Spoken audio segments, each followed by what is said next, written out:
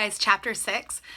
We start to get a little glimpse about how Bud is taking care of himself. He's got a plan for eating. He's going to show up at the mission.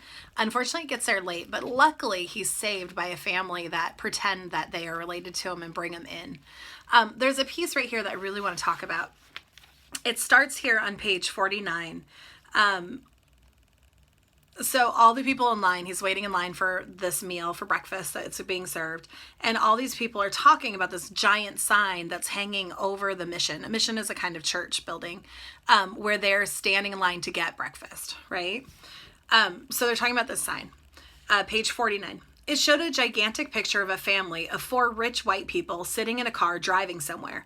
You could tell it was a family because they all looked exactly alike. The only difference amongst them was that the daddy had a big head and a hat, and the mama had the same head with a woman's hat, and the girl had 2 big yellow pigtails coming out from above her ears. They all had big shiny teeth and big shiny eyes and big shiny cheeks and big shiny smiles.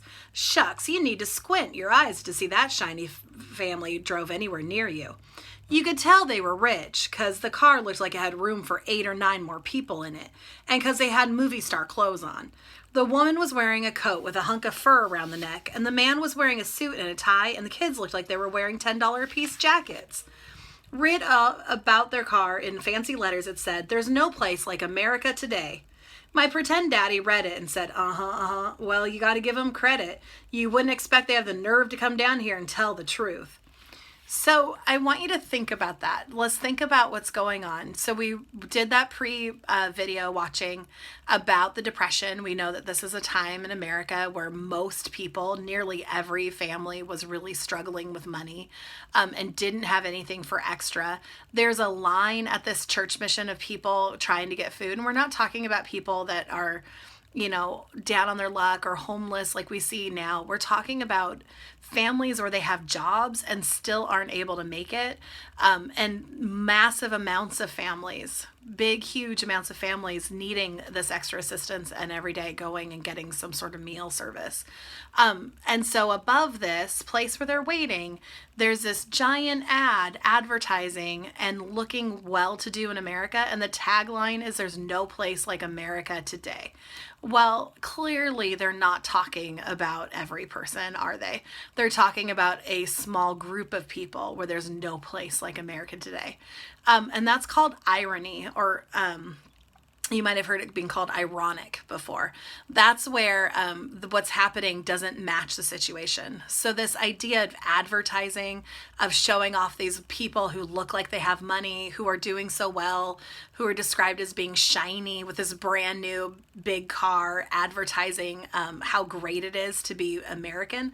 What they're really saying is how great it is to be wealthy, while all of these other people are struggling to eat and feed their children and have enough and be okay. That's the irony, this sign of, isn't it great, while these people are literally struggling. So that's a piece that the author included to really highlight the real difference in that time period. It's part of the reason why Hoover lost the election, is his real denial of the struggles of everyday people, and why Roosevelt was able to steal the election from him, because he recognized that this was a problem that needed to be fixed, and that many, many families, we're not talking about a few people struggling, we're talking about the majority of America really struggling during this time period, and then not having enough jobs, not having enough food, not being able to stay in their homes because they can't pay rent. That's really important to think about. And he was able to win that election because he knew that he needed to address those problems, and he did in a big way, and it changed the course of America. And a lot of the programs that he started are still programs that we have today because of the work of President Roosevelt. So go ahead and read chapter 6 and get to know Clarence's adopted family and how they help him out, and think about that, what the author's describing of these families are going through, and then that irony of that sign that shows a complete opposite of a reality that's happening. All right, guys, go ahead and read chapter 6.